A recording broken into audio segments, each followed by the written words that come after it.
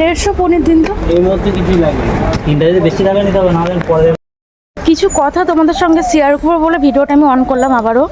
এই কাছাকাছি একটা পনিরের দোকান বলে, এই দোকানে সমস্ত পনিরই মানে ম্যাক্সিমাম বিক্রি হয়, মানে যত কাস্টমার এই দোকানটাতেই যায়। তো এত অসাধু ব্যবসায়ী মানে চারিপাশে ছড়িয়ে আছে, কি বলবো। আমি গিয়ে চেয়েছি 150 পনির, তো 150 পনিরের দাম হয় 48 টাকা, মানে 32 টাকা করে শ পনির।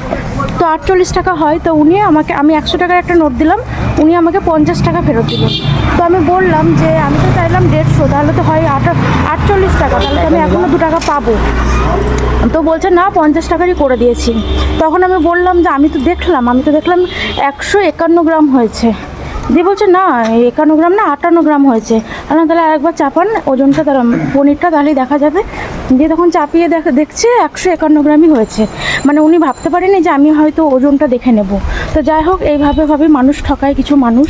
তো এদের জন্য আমার আর কিছুই বলার নেই।